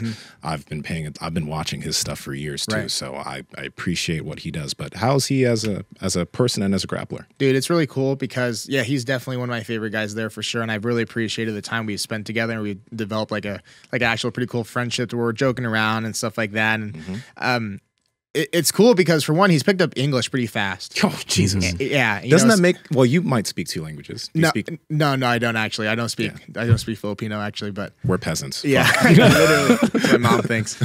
But he actually picked up English pretty fast. And he was telling me how, when he first moved here, he didn't know anything. And now he's teaching classes and, able to communicate just fine. And so it's cool because you see somebody like him that's just a phenom on the mats, has a phenomenal work ethic. He's one of those guys where I have to tell him, like, it's okay, we don't have to do as much today, type of thing. He always wants to do more.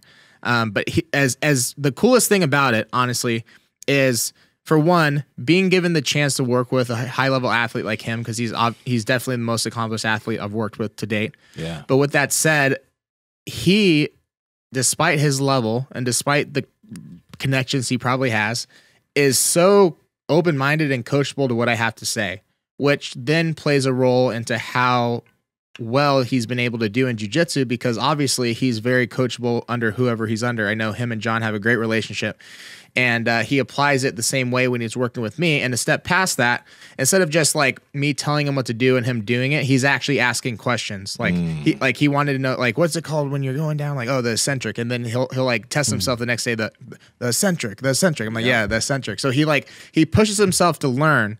And it's interesting seeing these habits apply in something like lifting and how well he's applied it to jiu-jitsu to get to the level that he's at. But he's super, super supportive of the things that I'm doing. He's super helpful when we're on the mat. He enjoys training with me, which is a blessing. I really like that guy. He's really cool. I really do. It's really cool that the confidence level, I think, is something, because a lot of people can say, yeah, I'm a good grappler, and have confidence in that. And then there are the people who are like, I am the best in the world, and all of you are fucking wrong. Right. I am the best in the world, and I'll go against these people, and I'll prove to you guys I'm the best in the world.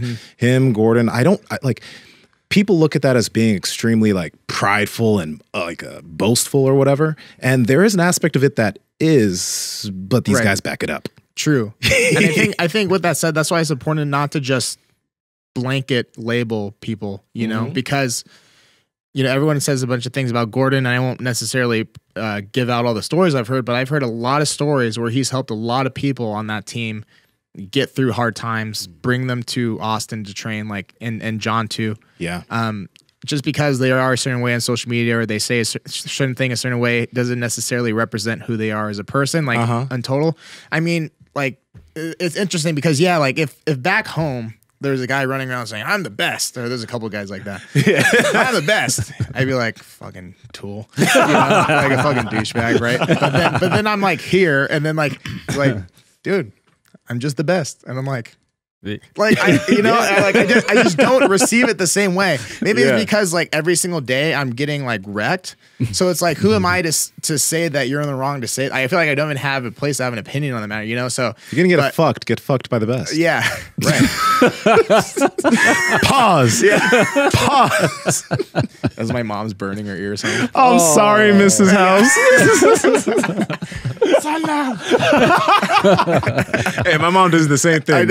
She doesn't even listen to this podcast. That's so funny. I'm gonna get slapped when I get home.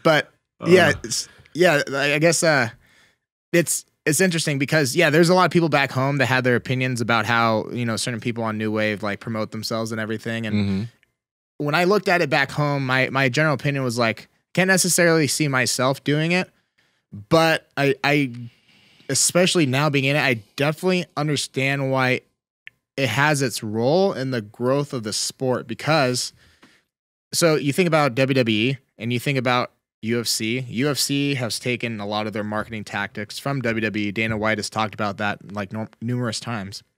Jiu-jitsu being a subset of MMA, you start to see a lot of the same marketing apply. And so you look at something like Gordon or Nick now. I actually, the last match Nick had, my friend Matt and I talked about it, we're like, that was actually an exciting match. Like, I've never actually looked at a gi match that way because we're both no gi only. So, you know, we're kind of biased towards it. But like, that was an exciting match. And maybe it's because it's my teammate, maybe because I train with him, but maybe it's also because of how much he like promotes it, like going into the match. You know, it adds a factor that most people don't get in the gi world otherwise. And then Gordon, it's like there's always like something that leads up into the fight, and a lot of it is like real drama, you know. I don't know if it's fake, not that I know of, but at the same time, like it provides that WWE-esque type of promotion to where people get invested. And again, whether you like them or not, you're invested. So clearly they're still doing something for the sport. And that's where you have a guy that talks openly like Gordon or Nick. And then it's important to have guys that don't talk as much like Giancarlo or Luke or whatever. Like it's nice because you see both aspects of it, but it doesn't mean that either person is wrong or bad in the matter. So yeah, that's my outlook on it. I don't like when people just like, yeah, just arrogant and or just this or just that, just labels it. It's like, well, you don't know what this person's done for his friends, for the people he really cares about. Like, let's not go as far as to just label him with something. You can be like, I don't necessarily support the way he promotes himself, but at the same time, you also can't deny that it's made the sport grow immensely. You can see that from ADCC. You can see that from Gordon Ryan breaking into the mainstream. Like, I don't know any jiu-jitsu fighter that has as much celebrity connections as he has. Like, who in jiu-jitsu can accomplish that? You know, Jason Momoa. Oh, that's fair. Just chilling with Jason. Yeah. No, not Jason Momoa. He was, remember? Yeah, he was with him, and Mario Lopez and stuff like that. Yeah. And and that comes from his hard work. It comes from his dedication. It comes from his accomplishments, and it comes from how he decided to market himself. You know, and I don't remember the exact words, but it was one of the podcasts I watched with him talking about like John giving him advice at one point. I don't know if you know what I'm talking about, but John like had given advice essentially. Don't quote me. Like your skill or your accomplishment only mean as much as you can market yourself. Like that's what it got around to, type of thing. Yeah. And so when I look at what he's done, there's a lot of people in jiu-jitsu that have done not as much as him, but enough to maybe earn the same amount of people that know him, but because they don't market in the same way, they're not nearly as well known. So I guess it depends on like, what do you want to do? Do you want to just compete at jiu-jitsu, or do you want to make a brand out of it? Do you want to make an outreach to the mainstream? Like, what do you want to do with your skill set? And that's what Gordon and Nick want to do. You know, that's how I see it. Yeah. And you have some WWE training coming up. You have. Yeah. I just got accepted into Dustin Rhodes School in August. So they have like a training camp essentially. How long does that go for? 3 months. Yeah. 3 days a week on the weekends for 3 months. So I'm excited to start doing that because I haven't trained since the knee injury for one. I did one session before I left Arizona, but I was training about 2 times a week with my coach, Don Vitale, back home, Phoenix Championship Wrestling. And we made a lot of progress. And then the knee injury happened and I haven't been able to train since, but yeah, I'm excited to get back and started on that again. What does that lead to after that? Is it just you being trained and then you got to kind of figure out stuff on your own? Yeah, I think everybody's journey is individual, obviously. But, you know, I think starting at a school like Dustin Rhodes is huge as far as like what he's accomplished, you know, the people that he know, and putting myself in an environment that would give me a better opportunity than it would elsewhere, you know. Being under somebody that knows very much what he's doing and having trust in whatever he's teaching. It's kind of like John Danner. You can trust that whatever he's teaching, like, it works. And so I kind of wanted to find that same thing with wrestling. And wherever wrestling takes me, be it the WWE or AEW or whatever the purpose it serves in my life, I want to just be prepared, and I want to make sure that I'm representing the best self I can whenever I do get opportunity to compete. But I still do have big aspirations when it comes to that as well. And then you also have a powerlifting meet, right? Yeah. October, the American Pro, which is in Virginia. Yeah. It's WRPF. I think they had 1 or 2 so far, but it's like one of the more well-known like invite meets. Yeah. Yeah. So I'm excited for that one. That's where like Dan Grisby broke the record, I believe, and stuff like that. So a lot of big names go to that one. Kind of curious about like the WWE and like wrestling stuff, because what is like, what's the process for that? You know, you go to a school, because I remember like Nicky Rod, he tried to do a wrestling thing a few years back. Right. I don't know how that ended up, right? But what is the process of trying to become a fucking wrestler? Yeah, so I would say that, so average person, WWE, you could go the independent route where you're doing a bunch of like local shows and then get noticed and then build your credibility through that. more recently, WWE has really been gung ho on getting just really good college athletes post career. Oh, wow. That probably have no aspirations for wrestling initially, but they're offered an opportunity with WWE, and then they kind of hone them from there. Just from what I've heard, like WWE is very contingent on building people from the ground up rather than having to fix mistakes of people that are seasoned and then not having them as long. So they rather take a really ripe 21, 22-year-old that just got done with their wrestling career or what have you, and then teach them the right way from the beginning, and then they have that asset for years to come type of thing. For the other promotions, it's a little bit different. I don't think they have an actual tryout process, I believe. Like WWE has a tryout process. Like you apply online, they see your resume, they invite you to the tryout, they have a tryout, usually at their bigger events, and then they pick who they want, essentially. The other ones, though, I can't tell you specifically because I don't know too much, but I think that one's a little bit more, maybe everything's about connections, but that one's a little bit more like, hey, like this person is doing well in the indie scenes. He's recommended by so-and-so. Let's give him a shot type of thing. Yeah. How tiring is wrestling in comparison to other stuff like jiu-jitsu? So every sport has its own representation of what cardio is. Jiu-jitsu, running, lifting, even wrestling. And doing jiu-jitsu and wrestling definitely prepared me better than probably most when it came to the ring. But if you see what they're doing right there, just like nonstop moving. And these are like short bursts, like an actual match. But like when the crowd's watching, when you're worrying about what you have to do now and next, then it can get tiring pretty fast. Now there are points in the match where you get to kind of slow it down a little bit, catch your breath, so on and so forth. But a lot of the movement is similar to this. And you have to like move with the right timing very quickly and meet the person in the right position. Otherwise, it just either doesn't work well or somebody gets hurt. And what I found when I was starting to do matches towards the end was like we go through however many moves, and then I hit a point where he slams me and I'm on the ground selling, and I'm like, damn, that's tiring, or like I go through a flurry of different moves and he throws me in the ropes and I'm like this, and I'm supposed to pretend like I'm hurt, but I'm like, damn, I need to pretend like I'm tired too, because I am, that type of thing. So, and from what I was told from my coach, it's really just an experience thing. Like, and I think the more and more you do something, you naturally find yourself relaxing more and more, and that just makes it easier. Oh yeah. And so it's really no different than jiu-jitsu. It's just a different skill set, really. But yeah, it gets you blown up. Your legs get tired, and you're like, oh shit, I'm not sure if I'm going to be able to get to that spot that the guy needs me to. When you did it, I think my biggest struggle was continually painting the story psychologically, like with the face and expressions, like where something big happens and you almost like mentally like, okay, I can chill here or whatever, but you still have to keep selling. That was one of the things that I was working on a lot. Did you have trouble like with anything specific when you were doing it that more than others? Yeah, you have to be like really over the top theatrical. And at the time my head was shaved too, so like when you don't have any hair on your head, like when you get punched and stuff like that, or if you have a shorter haircut, you got to like really snap your head more, and you gotta just understand there's a lot of people like, hopefully there's a lot of people watching. There's a lot of people watching, and they can't really tell or see like if you just barely like react to something. So that was hard for me because I just at that time wasn't used to the camera being on me or any sort of spotlight type thing. So that took a while for me to get used to that part of it. But if you just think about when you watch a match and you watch how theatrical like The Rock is, or you watch Goldberg, so animated, right? Like the gestures and the things that they do.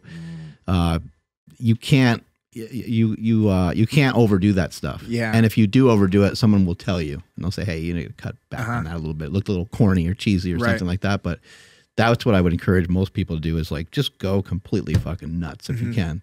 Go as crazy as you possibly can, because when you go back and watch it on video, it won't look like much. Remember the Ultimate Warrior? He'd sprint to the ring and he'd shake the ropes and shit. And, Macho Man would do his interviews backwards and stuff. There's been a lot of crazy characters over the years. And so I think the more animated that you are, I think the better. Remember The Rock when he would get a stunner from Stone Cold? He would flip over, and it would look, it looked fake, but it was fun, right? Like it still was cool. So yeah, just try to be as animated as possible. Yeah, that makes sense for me.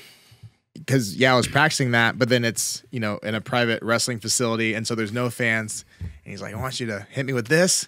I want you to let out a scream. I'm like, why? It's just gonna echo. So I hit him like, ah! I'm just like screaming in this like random like warehouse. There's probably somebody walking out outside, just like. But I started getting into it at the end. But that was probably one of the things to overcome is just like actually not caring about what the crowd or the imaginary crowd thinks, and actually just paying the story. Because if you took one of Goldberg's clips where you're just like screaming and then you just took all the audience out and you just put him screaming, that'd be kind of like freaky, Yeah. But then with the audience, it makes it okay, I guess. And he probably did that though at some audition somewhere at some point, and people were like, "Shit, this guy's got it."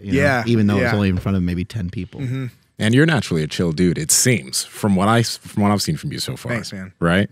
But that's the thing. Like, does it take a little bit more for you to let that out? Yeah, and the few times where it comes, and what I try to relate it to in my head is like, let's say that deadlift video where I hit the PR, like that's one of the few times like in my life where that type of stuff comes out. So then when I was doing that, it's like, okay, let's just pretend like I hit a PR basically, and then just like let that intensity out because I'm calm, but then there's certain things where I can get really, really, really intense, like in the right atmosphere. So I think it's a matter of like channeling into that.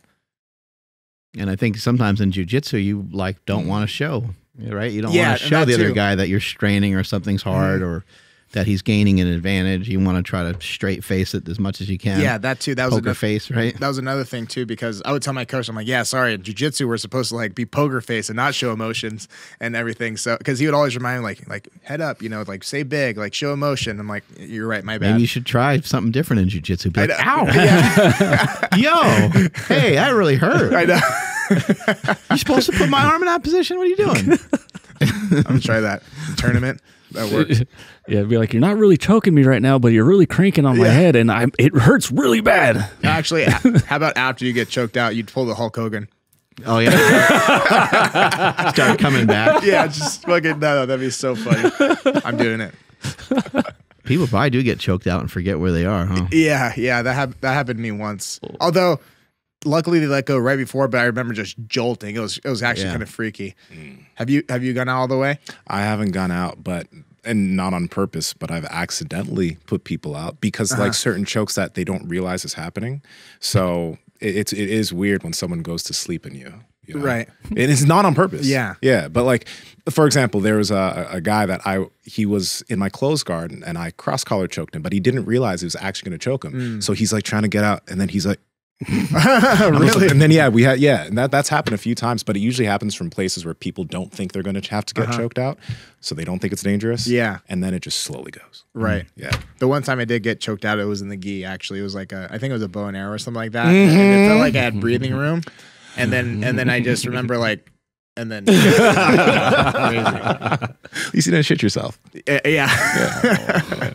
Actually, back home, we had one of the teenage students, she's like a 13-year-old girl, like maybe 85 pounds, 80 pounds tops, choked me out just to like demonstrate to the women's class that we had that day that like, you can choke anyone out, doesn't matter your size or whatever. Wait, did you choose to go out? You're like, yeah, just take me out real quick. Or? She's such a sweet girl that as soon as she saw my hand go down, she let go. So like it was like out and then out and right again. But that was what you guys purposely wanted to do. You wanted to go out to show the women that. Yeah. Oh wow. I was forced That's to, quite the demo. Okay, yeah. Yeah, I know. It's deep in the Instagram. I don't think you can find it, but yeah, it was super sweet. Like just a little sweet girl, like 85 pounds, like his arms are like this tiny, just choking me. And you can choke out anybody. It's crazy. It's crazy. Well, I remember the last time you were here, you were showing Andre Milanichev. Oh, yeah. And you're like, yeah, go ahead. And then he started like really closing it down. You're like, okay, never mind. Just kidding. Somebody actually break your neck. He started flexing his pecs and I started going out. Yeah. Oh, on the topic of poop, any new poop stories recently? Anything good? If not, there's no pressure, but just in case. I haven't 815 deadlift. No, I haven't shit myself lifting since I last told you guys. Damn. Unless I really don't think I have, to be honest. That's all right. What's your diet like? I'll work on it. More recently, I've been pretty clean with just general ground beef and quinoa and eggs and make a fruit smoothie from time to time. I've been trying to up my fruit. That's one thing I'm working on more recently. I would say that since the last time I saw you guys, become a little bit more consistent with the diet, which has been really good. Yeah. Like understanding that, like, I wouldn't say that I'm gluten intolerant, but I would say that like gluten makes me like inflamed probably more than average. I can tell a big difference, and so I took that on my diet for the most part. and that's helped a lot, like keep my weight down and keep my joints feeling good and stuff like that. So, and that's in huge part to actually my girlfriend, who's a nutritionist. She's helped me a lot, actually. Aww. She helps with my meals and stuff like that, and she's taught me a lot too, even like supplementation and stuff like that. So with that said, she doesn't recommend Tren, if that's what you're wondering. It's like, sweetheart, She take sprinkles this. it into your chicken breast. Sweetheart, take this. But no, she's been a huge help. She knows a lot, and so she does like she'll write out like very in-depth, not necessarily meal plans, but like foods that so and so should eat based upon whatever issues that they're dealing with. She got her degree for holistic nutrition, so it's been cool. I've learned a lot. Nice. Oh, force yourself to go to sleep early and stuff like that, or Yeah, that's the one thing that I haven't improved on since then. Damn it, Jimmy. I remember, last time you were saying you go to bed kind of late. Yeah, well, no. Technically, Arizona time, I'm going to bed earlier, but Texas time, no, not so much. Try 30 minutes earlier. Okay. Let's start there. Tonight. Tonight. It's so wild You that you're guys can doing watch. so well already without like that. I know, dude. It's bad. I think it's too much caffeine, and then my friend Matt pisses me off. He keeps me up. When's the last time that you drink caffeine each day? What do you think? The latest? I would probably say, like, especially if I'm working out after jujitsu, then it's probably like 4 or 5. Ooh, stop it, Jimmy. I know. All right. I saw you were wearing the. Take off your shoe, man. That's a pretty cool Primus Light. I haven't seen that color yet. The new highlight. Yeah. The new highlighted color. Those are the best. Hey. How have these Those been are for sick. you? Like Great. you've been. Great, yeah. So Enzima helped me out, get connected with Vivo. Yeah. My code is HowStrong, capital HUSE strong. And yeah, dude, it's been great. I have like 12 pairs, I think now. Yeah, and then all my friends are on them. He sacrifices his J's for some Vivos. Is Oh great. yeah, your whole crew's wearing Vivos right now. Discount code, of course, but yeah, I love them. And you know, initially the reason why I was so interested in them is because when I went to EOS back home, which is like a commercial gym, I kept getting like getting people complaining that I was training barefoot. And in fact, there's this gym bully, not me, but my best friend Jake over there. He literally like didn't lift for like 4 years, and he's like, you know what? I'm gonna lift starting now. And we finally got him to lift. Day 1 comes in, and he's like doing a backward sled barefoot, and then this midget military guy comes up. He's like, you know what you're doing, kid? It's like, have you even been here before? And he's like, oh yeah. He's like, that's disgusting. Put on your shoes. And I'm like, oh my God. So like, yeah, like just people at commercial gyms, like, and I wasn't there, unfortunately. But then the next week when I was there, that same guy, I started working out barefoot in front of him, like doing squats. And did he say anything? Nothing. Of course not. Nothing. Silliness. Fun. Fuck that. But Nice. I was like, I'm just gonna wear barefoot shoes to the gym instead of getting complaints. And I liked them for that matter. And then when I started posting videos with them, I had a lot of people ask about them. So then that's when I messaged you. I'm like, oh, it might be worth actually getting connected. So I appreciate it. Yeah, I love them. Sick. Where can people buy some of your stuff? Yeah, you got some clothing and stuff like that. You got other stuff you're selling? Yeah, so I sell merchandise on jimmyhouse.com. That's where we have all our shirts and whatnot. And then I'm also selling online coaching as well. That's what I've been getting into since I moved to Austin. So I have a great clientele base, and my application is on my website for that. I also actually, our friend Eugene, Coach Eugene, he has his Gambaroo app, but he and I, and as well as a few other coaches like Movement by David, we're all launching programs on his Gambaroo app. So if somebody wasn't looking for online coaching and just programs, we'll have that out in August. So I'll be doing that with Coach Eugene. So I'm excited for that. Yeah. Andrew, take us out of here, buddy. Alrighty, thank you everybody for checking out today's episode. Please drop those comments down below. Let us know what you guys think about today's conversation, and hit that like, subscribe, all that good stuff, and follow the podcast at MB Power Project all over the place. My Instagram is at I am Andrew Z. And Seema, where you at? And Enzima Yin Yang on Instagram and YouTube. The Discord's down below for giveaways, community, and all that good stuff. And we're going to do a Q&A and all that kind of stuff. So join the Discord and Enzima Yin Yang on TikTok and Twitter. Jimmy. Jimmy House on YouTube, at jhouse182 on Instagram, and at Jimmy House on TikTok. At Mark Smelly Bell, strength is never weakness, weakness never strength. Catch you guys later. Bye. You guys enjoyed this episode with Jimmy House? I think you probably did. Check out this episode with Giancarlo Bodoni. It's a really good episode. You want to learn how he, started fucking killing it in jiu-jitsu after a year of training with John Danaher? Right here. This one. Click it. Why are you still listening to me? You just click the video.